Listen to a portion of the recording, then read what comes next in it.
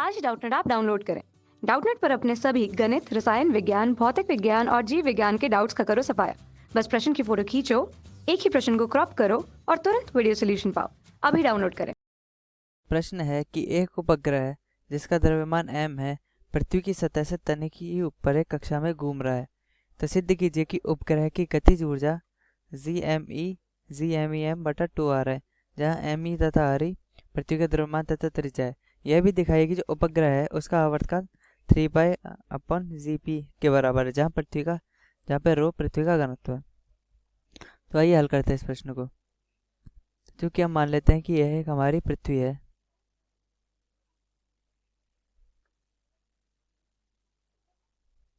ठीक है, इस प्रकार से हमारी पृथ्वी है ये, और जिसका द्रव्यमान me तथा त्रिज्या re है, और इसे तनिक के ऊपर यानी कि थोड़ा सा ऊपर चक्कर लगाता है एक उपग्रह h ऊंचाई पर, पृथ्वी की सतह से h ऊंचाई पर। तो चूंकि ये एक पृथ्वी की एक कक्षा में चक्कर लगा रहा है, तो उसकी कक्षा की त्रिज्या क्या हो गई, वो हो जाएगी r+h, यानी कि उस उपग्रह की कक्षा की त्रिज्या, उपग्रह की कक्षा की त्रिज्या ये re+h हो जाएगी। तो मैं इसको re+h ही लिखूंगा, क्योंकि इसका वेग इस ओर v है तथा पृथ्वी की ओर इसका बल लग रहा है, जो कि है गुरुत्वाकर्षण बल। तो m यानी कि उपग्रह तथा पृथ्वी के मध्य जो बल लगेगा वो क्या होगा,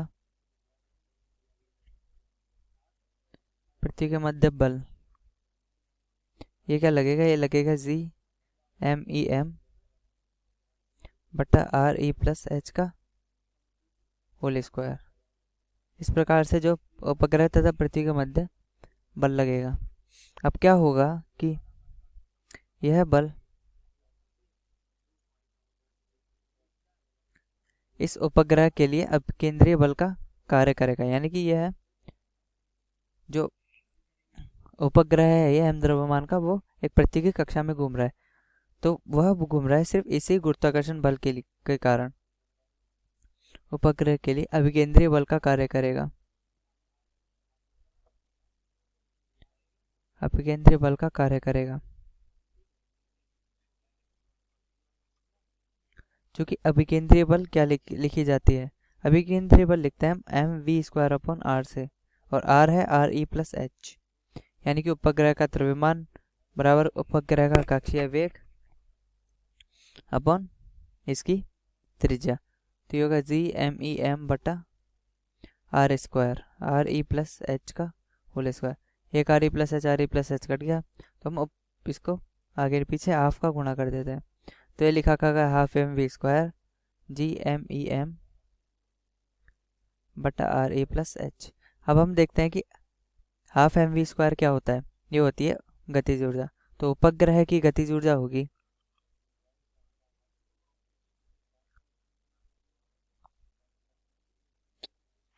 ke बराबर ½ mv² बराबर ½ GMEm। अब मैं इधर से re कॉमन ले लेता हूँ, तो 1+h बटा re रह जाता है। अब चूंकि हमें दे रखा है कि h का मान re से बहुत छोटा है, क्योंकि प्रश्न में हमें दिया है कि पृथ्वी की सतह से तनिक की ऊपर, यानी कि पृथ्वी की सतह से थोड़ा सा ऊपर, तो यानी कि हम कह सकते हैं कि आसानी से h का मान r से बहुत कम हो गया। तो h बटा re को हम एक की तुलना में नगण्य मान सकते हैं। तो अतः उपग्रह की गतिज ऊर्जा के हमारे पास आ जाएगी ½ GMEm बटा re। तो इस प्रकार हमने उपग्रह की गतिज ऊर्जा निकाल ली है। अब हमें निकालना है कि इस उपग्रह का आवर्तकाल। तो उपग्रह का आवर्तकाल कैसे लिखेंगे हम, उपग्रह का आवर्तकाल t बराबर लिखा जाएगा कि एक चक्कर लगाने में तय की गई दूरी, यानी कि उपग्रह ये एक चक्कर लगाता है, ये एक चक्कर लगाने में उसने कितनी दूरी तय की, और वो लिखी जाएगी 2πre+h।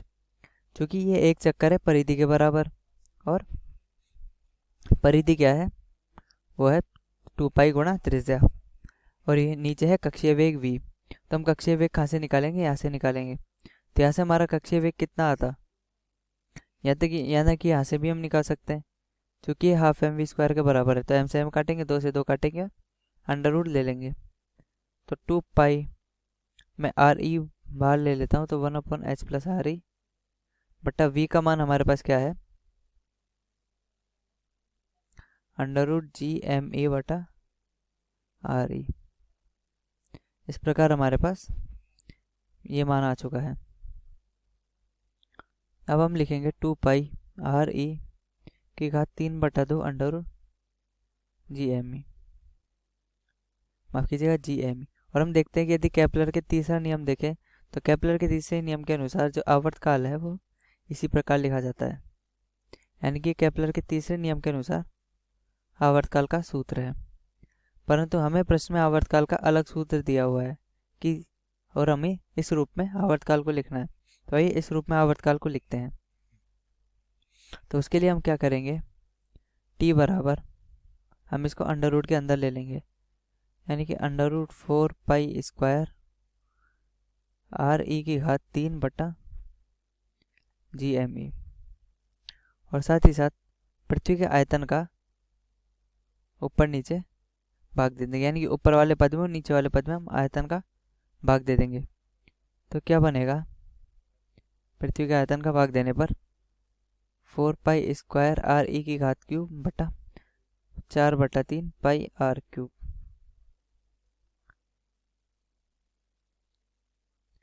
बटा जी गुणा एम ई बटा वी क्या होता है, जो कि द्रव्यमान बटा आयतन क्या होता है, वो होता है घनत्व, और घनत्व को हम रो से लिखते हैं, तो ये जी बटा रो हो जाएगा। तो 4 से 4 कटा, पाई से पाई कटा, और आर क्यूब से आर क्यूब कटा। तो t बराबर ये 3 ऊपर चल जाएगा, तो 3 पाई बटा 0। तो अतः हमारे पास आवर्तकाल का एक और सूत्र आता है घनत्व के पदों में। यदि हमें पृथ्वी का सिर्फ घनत्व दिया गया हो तो भी हम इस प्रकार आवर्तकाल का मान निकाल सकते हैं किसी भी ग्रह के लिए, और इस प्रकार हमारा प्रश्न हल हुआ। कक्षा 6वीं से 12वीं से लेकर नीट, IIT, जेई वो एडवांस के लेवल तक 1 करोड़ से ज्यादा छात्रों का भरोसा। आज ही डाउनलोड करें डाउटनेट ऐप या व्हाट्सएप करें अपने सारे डाउट्स 8400 400 400 पर।